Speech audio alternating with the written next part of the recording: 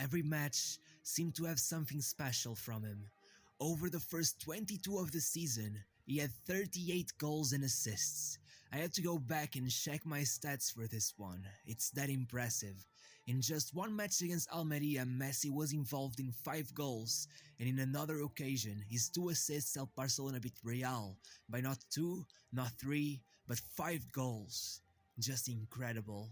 No matter what anyone else had done that year, when the voters were told to pick the best player in the world, the answer came naturally, and it was Lionel Messi, a Ballon d'Or winner yet again. To celebrate, he would begin 2011 with a hat-trick against Atletico de Madrid and a brace against Arsenal once again. In March, he played Real Madrid 4 times in the space of 17 days, and now they were coached by Mourinho. If Messi already had enough reason to be seeking revenge from him, after drawing the first match and then losing the Copa del Rey final to him, he was probably willing to do anything to get it. So when they met for the Champions League after a goalless 77 minutes, first, Messi put one in between Casillas' legs and then scored one of the best goals of his career to make it 2. As the commentator said, "Here goes Messi, away from 1, 2, 3, and 4. Wonderful, wonderful, wonderful." After a second leg draw, Barcelona was in the final once more. The public had no doubt in their mind Barcelona was the best team of all time, and Messi was at the center of it. They would go in front early, but even faster, United would tie the match through Wayne Rooney. The tie was kept all the way till the second half. But then, Messi, who of course couldn't let the game pass without leaving his mark, put Barcelona in front. Eventually, it would end 3-1, making Messi an European champion for the 3rd time in his career at the age of only 23. If that isn't a prodigy, I don't know what is. And so we arrived at the 2011-2012 season. That year, Messi didn't win the league or the Champions League. To any other player, it would be pretty much impossible to say something like this, but still, that season was easily one of the greatest of any player ever. Maybe even Messi's best, despite the lack of those 2 trophies. If so far his tally of goals and assists was borderline unbelievable, this year it had to be some sick joke. They say a season with 40 goals and assists is a standard for a great forward. Messi had 40 goals and assists by November. How can anyone possibly be that good at anything? Over the first half of the season, Messi got 3 goals and 2 assists in the Spanish Super Cup against Real Madrid, 1 goal and 1 assist in the European Super Cup, scored 2 in the final of the Club World Cup, winning every single one of those tournaments, and once again winning the Ballon d'Or, tying Platini, Van Basten, and Johan Cruyff as the player with the most Ballon d'Ors ever won. Keep in mind, Messi was only 24 years old.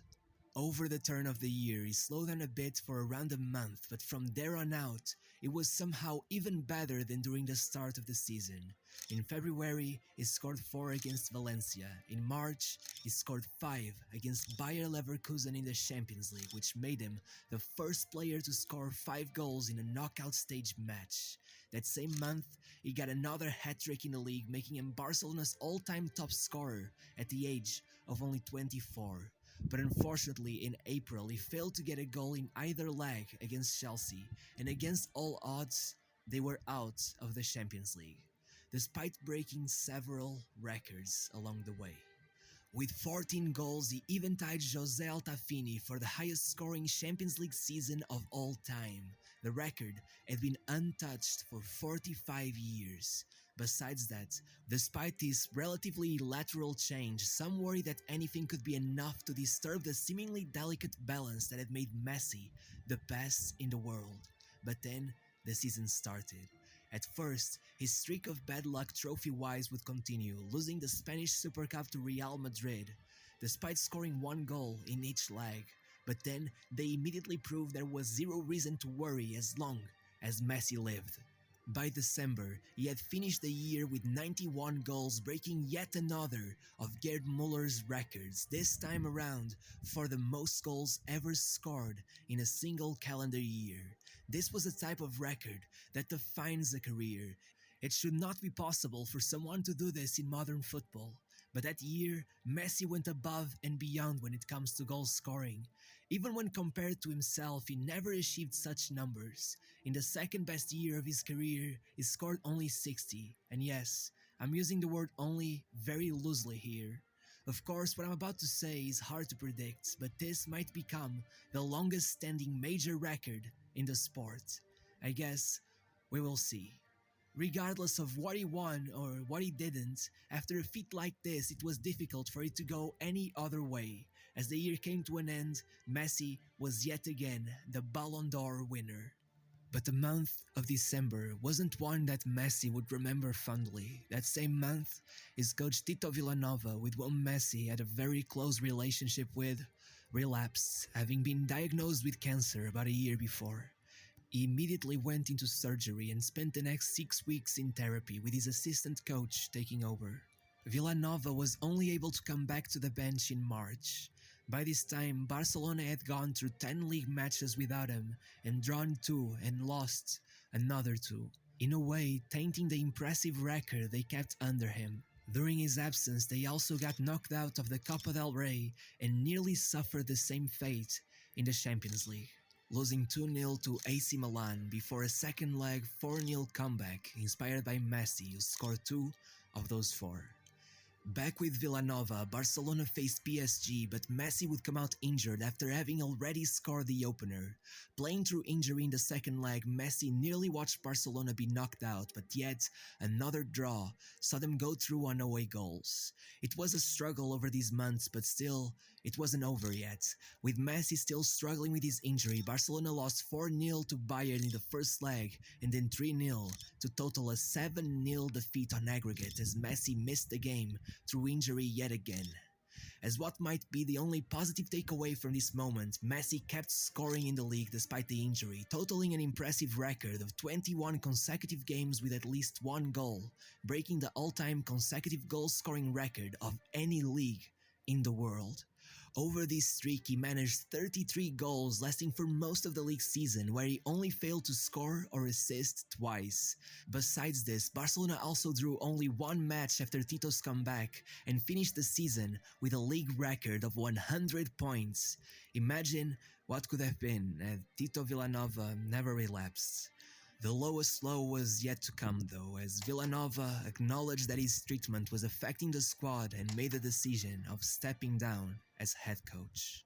Gerardo Martino took over, coming from Messi's childhood team Newell's Old Boys. Besides the new coach, Neymar, who was the second piece of the trio that would eventually conquer the world, also joined the club, but still, that season would be sort of a disaster, with Messi going through 4 injuries that saw him miss a total of 12 matches.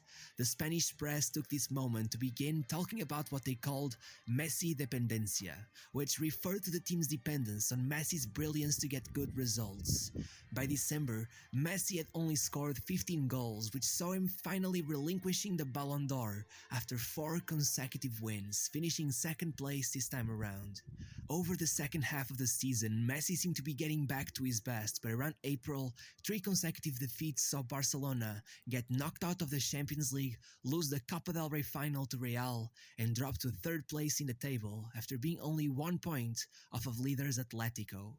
To further impact the team's morale, about a week later, it was announced that after months of fighting cancer, Tito Villanova had passed away. It was a huge blow. Still, a sequence of favorable results saw Barcelona with the opportunity to take the league on the last day of the season as they faced leaders Atletico de Madrid. Even though Messi assisted the opener, unfortunately the game ended in a draw, becoming the climax of a wave of discontent shown by the fans towards Messi, who would boo him after the match ended as they believed his lower output than usual was a strategy to save himself for the upcoming World Cup. This whole mess nearly led Messi to leave Barcelona for Mourinho's Chelsea, and it would probably have happened had it not been for Villanova, who 6 days before his death heard about the possibility of Messi's departure and met with him, talking for hours with Messi and asking him not to leave the club he loved so dearly. In a way, it was almost like his dying wish for Leo to stay. In the World Cup, Messi finally got to play with Argentina again. After a disappointing quarterfinal exit in 2011, this squad had lots of superstar forwards from Di Maria to Higuain, Agüero, Lavezzi, and of course Messi. But it didn't have the most reputable names in defense, which was worrying, and so, in the group stage, despite conceding 1 goal per game on average, Messi managed 4 goals all by himself, sending his nation onto the knockouts regardless. Once there, they experienced a strangely tough match against Switzerland, only winning in extra time as Messi assisted Di Maria. From there on out, they kept struggling but making it through, first beating Belgium with an early goal from Higuain and then beating the Netherlands on penalties as they made it to the final. There, they faced Germany, who had already beaten Brazil 7-1 and Portugal 4-0. They were a scary sight, but with Messi among your squad, there's always hope. Regardless, the final followed the same profile as the previous matches, being a long, drawn-out and seemingly goalless match until Götze found the back of the net in extra time and turned Germany into world champions. After the match, Messi was handed the Golden Ball award for the best player in the tournament, though I'm pretty sure it wasn't enough to satisfy him after coming so close to the most sought-after trophy in the world of football. Given the poor results at Barcelona, Luis Enrique, who had been among Messi's teammates in his friendly debut against Porto, took over the squad and brought in the final piece of the puzzle, Luis Suarez.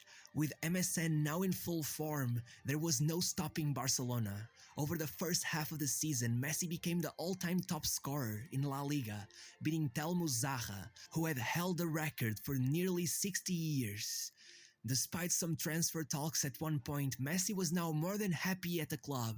Messi dependencia was no more. With Suarez and Neymar, not only did the team have other players capable of making the difference in the final third, but Messi was now finding spaces on the pitch more easily as defenders were forced to distribute their efforts between the three players, and furthermore, now whenever Messi didn't find a way to shoot himself, he could always let it go to someone who was just as capable. The result of all of this was some of the most impressive numbers of Messi's career. Before the end of October, he had already hit double digits in assists. Starting in November, he scored 3 hat-tricks in just 4 matches, and 3 more came in the 3 months that followed. Once into the knockout stages, we got to see that Messi had indeed finally found teammates worthy of his greatness, as Barcelona would make it past City and PSG, despite Messi not scoring in either match. Though he did provide 2 assists, of course. The semi-finals would be Messi's most notorious performance that year.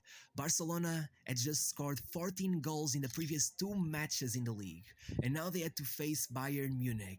Hopes were high, but once they got there, it quickly became noticeable that things wouldn't be that easy. As the clock approached the 80-minute mark, the match was still settled as a goalless draw, with Neuer getting the better of MSN. But then, the genius was unleashed. In between 2 players from outside the box, Messi threads the needle and it's 1-0.